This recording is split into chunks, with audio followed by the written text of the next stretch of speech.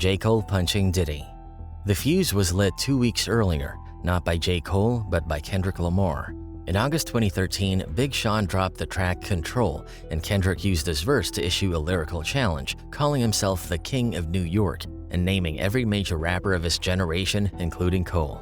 It wasn't just a bar-heavy flex, it was a shot at the throne, directed at the East Coast's power circle, especially Jay-Z and Diddy. At first, the moguls laughed it off. Diddy and Jay-Z even posted a picture together, brushing off the King of New York claim like it was nothing. But behind the smiles, tension was bubbling. So the homie just did this song, right? Pissed the gang of people off. Everybody was mad at it. Everything came to a head at Diddy and Jay-Z's exclusive VMA after-party in New York City, a high-profile event co-hosted by their liquor brands C-Rock and Douce. The place was packed with celebrities. TDE's president, Punch, later described the VIP section as literally the front row of the Grammys. Drinks were flowing non-stop, and Diddy was reportedly more than a little drunk. The argument that kicked things off started as a casual talk about the Control verse. Kendrick and Cole were discussing it like two friends trading perspectives about competition in hip-hop. Then Diddy walked over. While most people believed Cole got involved to defend Kendrick, what really happened was much more personal. Diddy and Cole had already gotten into an argument earlier that night, and when they crossed paths again, things reignited fast. Punch described the scene. Diddy was sitting down while Cole stood nearby. Diddy confronted him about what he said earlier, and the energy turned hostile. He made a threat, and Cole stood his ground, asking if Diddy planned to hit him with a bottle he had just grabbed off the table. Diddy took it a step further, saying he'd break the bottle and cut Cole's throat. That's when the whole thing exploded. We get into a little back and forth, a little argument. With each other? With each other now. Okay. Because what we didn't know is they had gotten an argument before we got there. And he said, "What you gonna do? Hit me on my head with a bottle?" He's like, "Nah, I'm gonna break it on the table, I'm gonna cut your throat." Cole reached over and tried to grab Diddy by the neck, and Diddy swung on him. The two fell over a table, knocking over drinks and bottles as chaos erupted in the VIP area. Rumors later suggested Cole actually got the upper hand before others jumped in to break it up. But in the middle of the madness, things took an unexpected turn. Jay-Z's close friend Emory Jones saw the scuffle from across the room. Without his glasses on, he thought Jay-Z was being attacked or that someone was jumping his friend. So he rushed in, grabbed one of the men on the ground, and started swinging. It wasn't until he got a closer look that he realized he was beating up J. Cole, one of Jay-Z's own artists. Later on, Punch joked that Emory was the winner of the fight, even though Emory reportedly felt terrible about it afterward. So it's kind of clearing up, and he grabbed the nigga, put him close, and seen who it was. And this dude was signed to his his homie. He didn't see, he didn't have his glasses on. So he mopping him. And looked like he felt so bad after the whole thing. Meanwhile, Cole's manager, Ibrahim Hamad, recalled locking eyes with Jay-Z during the chaos. Both men had the same look, like they knew this was about to get ugly. Jay-Z didn't step in though, he just watched as his close friend ended up fighting the artist. After the chaos died down, everyone agreed to bury the incident immediately. Both Diddy and Cole denied everything on Twitter. Cole wrote that people would believe anything, and Diddy followed up saying, "We are friends, the rumors are not true, we had a great party." Cole's manager also insisted that Cole wasn't thrown out or beaten up, and that the whole story was blown out of proportion. He even clarified that Cole didn't step in to defend Kendrick at all. That part was pure rumor. Still, Diddy made an effort to smooth things over. The next day, he reached out to Cole directly and they talked it out. There were no lingering issues after that, but fans didn't get real confirmation of what went down until years later. In 2021, on his album The Off Season, J. Cole finally addressed it head-on and let go my hand. He rapped, "My last scrap was with Puff Daddy, who would have thought it? I bought that Ninja album in 7th grade and played it so much, you would have thought my favorite rapper was Puff. Back then I ain't know-ish, now I know too much." It was a wild full-circle moment, fighting every person he once looked up to, and to bring everything full circle, Diddy himself appeared at the end of that song, delivering a reflective outro. Peanut butter jelly time, Snoop Dogg's brother's tragic standoff. For millions of people in the early 2000s, the track Peanut Butter Jelly Time was nothing more than a silly viral meme, a dancing banana bouncing across the screen to a catchy tune. But behind the song's goofy legacy was a real-life tragedy that ended in bloodshed, and at the center of it all was a man connected to one of hip-hop's biggest icons. The internet version of the story claimed that the singer of Peanut Butter Jelly Time died during a police standoff and that he was Snoop Dogg's brother. That part wasn't exactly true, but there was still a heartbreaking reality behind it. Jermaine Fuller was indeed part of the Buckwheat Boyz, the group that created the viral hit and later the follow-up Ice Cream and Cake.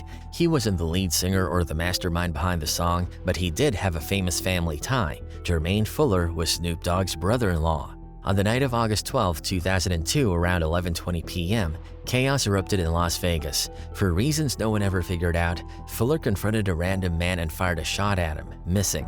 The terrified bystander ran off and flagged down a nearby police officer, warning him about an armed man on the loose. Moments later, an officer spotted Fuller near a bus stop and moved in. Almost instantly, things turned violent. Fuller pulled out a gun and fired 2 shots. One bullet grazed the officer's head and another struck him square in the chest, but the officer's bulletproof vest saved his life. As backup arrived, Fuller opened fire again, shooting at a second officer. The bullet tore through the patrol car's windshield and hit the radio mic on the officer's shoulder, barely missing him. With 2 shootouts already behind him, Fuller realized there was no turning back. He took off running toward an apartment complex near the University of Nevada, Las Vegas. Bursting through a door, he forced his way into an apartment, barricaded the entrance with furniture, and took 2 men hostage. Police surrounded the building, evacuating about 40 residents as a full SWAT operation got underway. The standoff dragged on through the night. About an hour in, the 2 hostages managed a daring escape, diving out a window while Fuller was distracted. Even though they were safe, police still couldn't rush in. Fuller was inside, firing sporadically and refusing to surrender. Negotiators tried to talk him down, but he wasn't responding. Then came the strangest twist of all. During the long standoff, Fuller reached out to local TV stations. He said he wanted to speak to his brother-in-law, Snoop Dogg. Police in Las Vegas contacted authorities in Los Angeles, and they managed to track Snoop down in the middle of the night. Snoop, realizing the seriousness of the situation, agreed to help. Through the police negotiator, he recorded a message for Fuller, urging him to give up peacefully. He promised that lawyers would handle things and that they could fix it if Fuller just surrendered. The message was played for him, but it didn't change anything. Fuller stayed inside, unshaken and armed. By 10 a.m. the next morning, after nearly 11 hours of back and forth, police decided to end it. SWAT officers stormed the apartment with tear gas and flashbang grenades. When they finally made entry, they found Jermaine Fuller dead in the bathroom from a self-inflicted gunshot wound. The tragic standoff claimed the life of a man who, for a brief moment, had been part of a pop culture phenomenon. It also marked the quiet end of the Buckwheat Boyz, who disbanded soon after. Sticky Fingaz plays Russian roulette on national TV. Discovered by the legendary Jam Master Jay of Run DMC, Sticky Fingaz rose to fame as the fiery frontman of the Queens rap group Onyx. His raspy voice, wild energy, and aggressive presence made him stand out instantly, but the chaos that fueled his music spilled over into his real life, turning him into one of hip-hop's most unpredictable figures. Early on, he built a reputation for living dangerously. One infamous story claimed that after being unhappy with the results of the First Source Awards, Sticky pulled out a gun and fired shots into the ceiling. To understand how things reached the point of one of the most shocking moments ever caught on camera, you have to go back where Sticky Fingaz came from. Born Kirk Jones in Brooklyn and raised in Flatbush, he grew up surrounded by the streets. He was part of the Lowlifes, a Brooklyn crew notorious for organized retail theft, mostly polo gear, which is where his nickname originally took shape.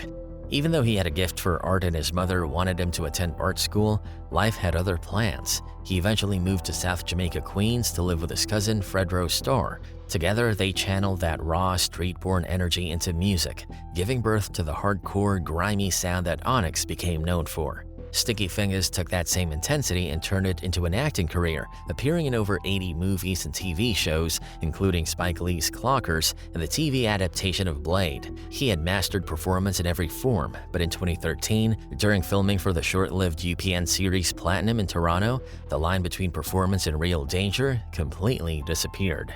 The set that day was far from professional. Sticky later admitted he was extremely drunk. He and his team had gone through around 10 bottles of Hennessy. His judgment was gone and his ego was in overdrive. In that intoxicated state, he decided to do something unforgettable, something he believed would make him legendary. That's when things took a dark turn. He grabbed a real gun being used for the production and started playing with it. Cameras were rolling as Sticky, clearly out of his mind, loaded a single live bullet into the revolver. He spun the chamber and pressed the gun to his temple. This was real Russian roulette, done in front of a camera by a man drowning in liquor and adrenaline. Before he pulled the trigger, Sticky told everyone around him exactly why he was doing it. He said that if he died, he wanted it captured on film. He wanted to be remembered, immortalized on the kind of shock videos that circulated back then. Yo, if I blow my brains out on national TV, I always wanted to be on Banned from TV and Faces of Death. So if I blow my brains out, it's a wrap, son. Then he pulled the trigger. Nothing happened. He spun the chamber again and fired a second time. Still nothing. Unshaken, he went for a third round, pointing the gun at his own head once more. Another empty chamber. After that, he stopped, laughing off his survival as if he had just won a game rather than cheated death. When footage of the moment surfaced, the reaction was instant. Fans and the public were horrified. People questioned whether Sticky Fingaz was mentally unstable or suicidal.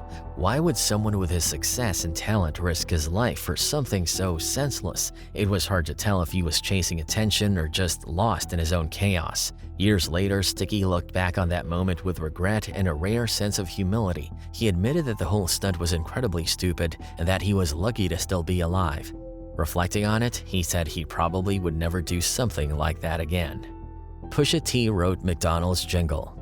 2003 was a strange time for McDonald's.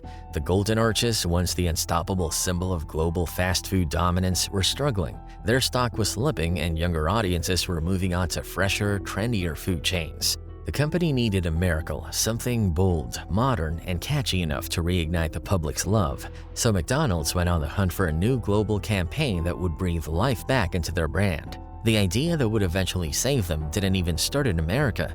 It came from Germany, where an ad agency called High & Partner had pitched a slogan based on a simple phrase, Ich liebe es, which translates to, I love it. But when McDonald's executives began planning the worldwide rollout, they knew they needed something with real cultural weight, something cool enough to appeal to a generation raised on hip-hop. That's when marketing guru Steve Stoute stepped in. Stoute, known for bridging the gap between hip-hop and corporate America, had an idea: bring in an authentic voice from the rap world to give McDonald's a fresh, street-mart sound. Through Stoute came Terrence LeVar Thornton, the rapper we all know as Pusha T. Now shout out to Stoute though, because he brought me and my brother in on the I'm Loving It campaign. At the time, Pusha T was one half of the Virginia duo Clips, alongside his brother No Malice. The two had made a name for themselves with vivid, sharp storytelling about the drug game, with production from the Neptunes giving their sound a futuristic edge. It was gritty, real, and far from anything you'd expect to be connected to a family-friendly fast food chain. But Clips was also stuck in a frustrating label situation with Jive Records. Their album delays had left them financially and creatively drained. So when the opportunity came to make a little side money through a commercial project, Pusha didn't hesitate. What nobody knew at the time was that this small gig would turn into the biggest advertising success of the 21st century. McDonald's wanted a full song, not just a jingle. The plan was to release it as a pop single at first, get people hooked on the melody, and then roll out the campaign globally. By the time the commercials hit TV, people would already be humming the tune. It was genius marketing. Justin Timberlake was brought in to sing the main song, and McDonald's paid him a massive $6 million. But behind the scenes, it was Pusha T and his team who gave the track its hip-hop soul and swagger. He came up with the rhythmic bounce and helped craft the iconic hook that would soon echo across the planet.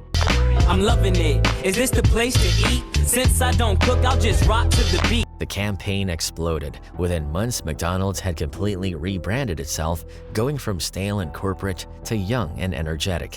The slogan took off everywhere: TV, radio, billboards, even Happy Meal toys. It became the company's most successful and longest-running campaign ever, still running strong 2 decades later. But while McDonald's made billions, Pusha T's payday was tiny in comparison. He was paid a flat $500,000 for his contribution, a lot of money at the time, but a drop in the ocean compared to what the jingle generated. He didn't own any publishing rights or royalties. That meant every time I'm Lovin' It played on TV, in a commercial, or even in a Super Bowl ad, Pusha didn't see a cent. Years later, he admitted that taking that one-time check was a huge mistake. "I want artists to know," he said in an interview, "keep your publishing. That check will look nice at first, but that slogan's been running since 2003. Who knows what it would have been worth by now?"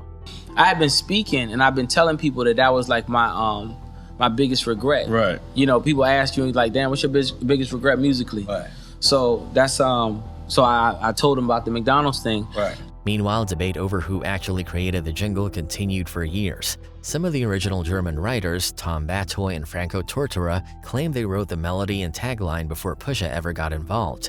McDonald's executives also downplayed this role, saying he just contributed a rap verse for a remix version of the commercial. But whatever the official credit says, there's no denying that Pusha's voice, rhythm, and attitude gave I'm Livin' its hip-hop flavor. He was the missing ingredient that made McDonald's sound cool again. Even though he got burned on that deal, Pusha T learned from it. He made a vow that he'd never give away his creativity without ownership. Years later, he would get his corporate revenge in the most poetic way possible, by switching sides. In 2018, McDonald's rival Arby's picked up a track called Burial, a heavy, bass-driven song by producer Yogi featuring Pusha T. The track had been remixed by Skrillex and caught Arby's attention for its edgy, cinematic sound. This time, Pusha made sure he owned 40% of the publishing rights, so every time Arby aired a commercial using that song, he got paid. Me and Skrillex did a record together called Burial. And we got the meats at the end of the Arby's commercial with the last. That shit is hard. I own 40% of that record. What? But it didn't stop there. In 2022, Arby's gave Pusha T the green light to launch an all-out fast food war. He dropped a diss track titled Spicy Fish Diss, aimed directly at McDonald's and their famous Filet-O-Fish sandwich. Over booming drums and slick wordplay, Pusha took aim at his former corporate partner with one of the coldest opening lines. "I'm the reason the whole world love it, now I gotta crush it." He didn't stop there, taking shots at McDonald's food quality while flexing his lyrical wit. Filet-O-Fish is tasteless, Arby's crispy fish is more lavish, yeah, but their fish don't tip the scales.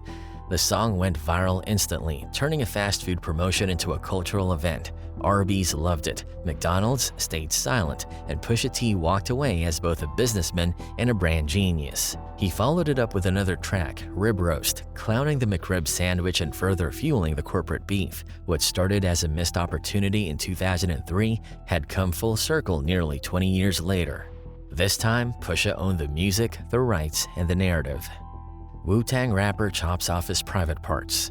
Andre Johnson, better known in the underground rap world as Christbearer, was a rapper from the duo North Star, a group connected to the massive Wu-Tang Clan family through RZA.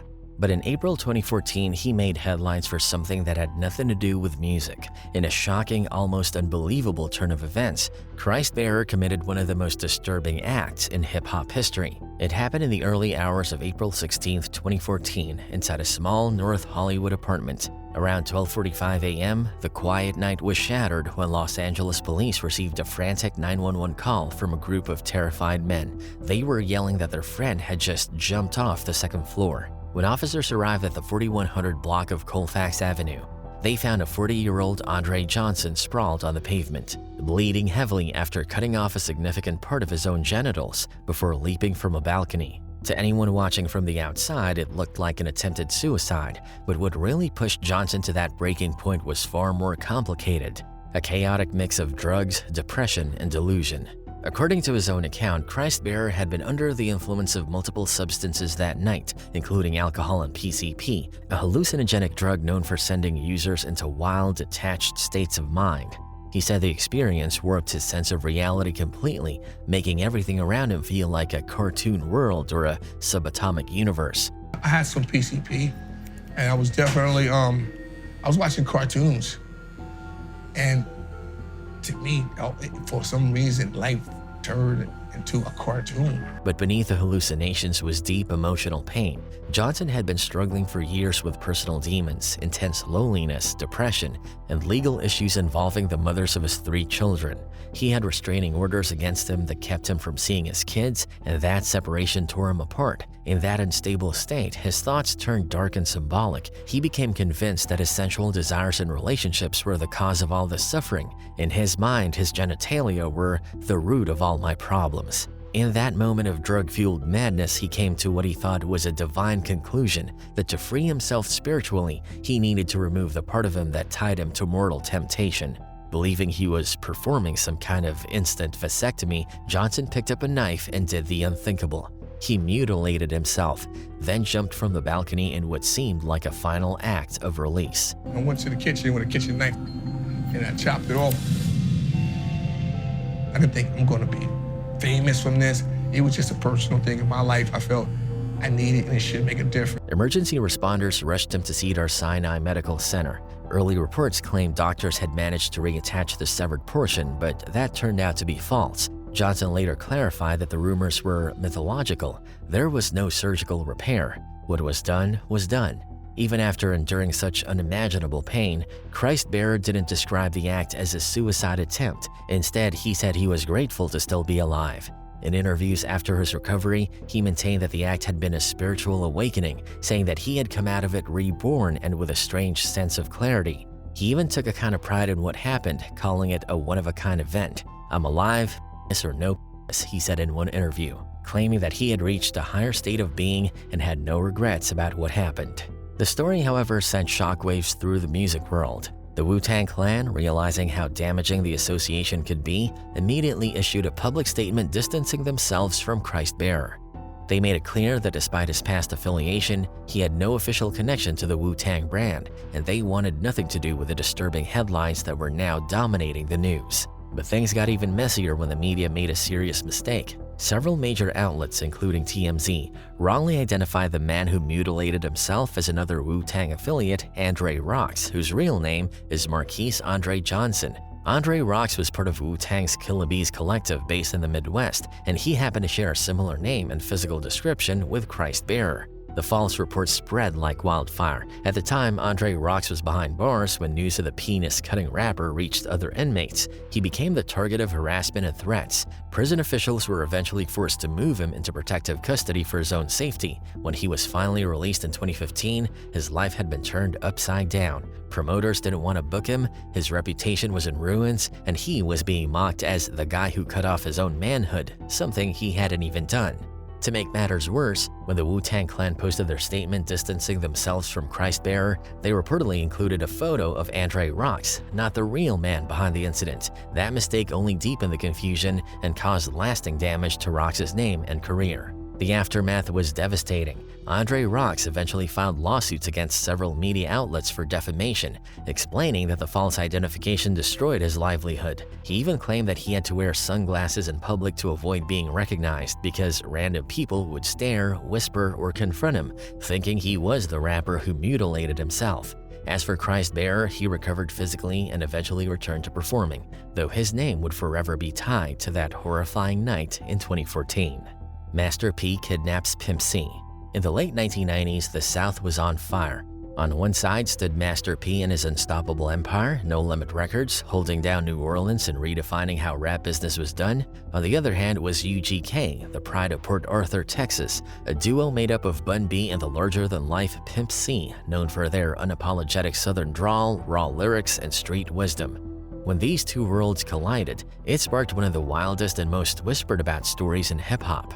It all started with money, the same thing that's broken more rap friendships and business deals than anything else. Pimp C had produced one of Master P's earliest and biggest records, Break Him Off Something, a song that helped catapult No Limit into national recognition. But according to those close to Pimp C, he never got paid for it. The tension simmered for a while, but Pimp C was not the kind of man to hold his tongue. He began openly talking about how Master P owed him, calling him out in conversations and interviews. To make matters worse, he allegedly started bad-mouthing the way P ran his business, painting the No Limit CEO as someone who didn't honor his word. Now, Master P was no ordinary rapper. By the late 90s, he had become a full-blown mogul, an artist and businessman who built No Limit from scratch and revolutionized how artists negotiated with labels. Instead of taking quick advances, he struck a deal with Priority Records that allowed him to keep most of his profits and own his masters. To people in the streets, he was a boss who demanded respect, and to cross him was to invite a storm. But what took the situation from a business dispute to something darker was what came next. The rumor, one repeated for years across the South, was that Pimp C went a step too far. He supposedly said something foul about Master P's mother, Mama West, during one of his rants. That's when things reportedly turned violent. The story that's been told for years claims that Master P put the word out and had his people go find Pimp C. They allegedly tracked him down to a hotel in the Stafford area of Texas. What happened next has become hip-hop folklore. According to those who've retold it, Master P and his No Limit crew showed up at the hotel and stormed the room where Pimp C was staying. They allegedly caught him off guard, beat him down, and dragged him into a brutal confrontation. Some say Pimp C was tied to a chair and pistol whipped so badly that he begged for his life. There were even claims that Mia X's fiance, who was known to be a serious enforcer, was flown in specifically to participate in the attack. He's like, yeah, man, P came in here and beat up on my body.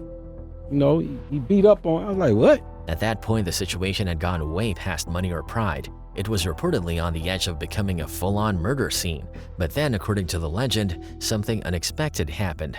The call that stopped everything. Master P, realizing how far things had gone, allegedly picked up the phone and called one of the most respected and feared men in Southern hip-hop, J. Prince, the founder of Rap-A-Lot Records and a longtime power broker in the game.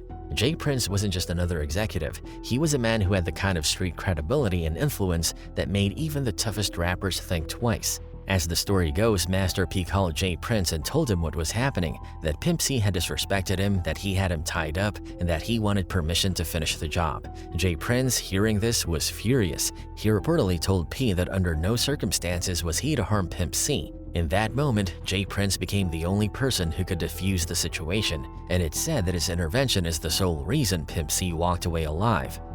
The fallout was immediate.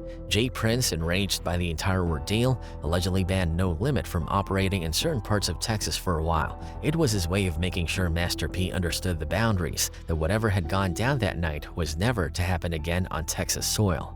Over the years, this story has been labeled an urban myth, mostly because of how dramatic and extreme it sounds.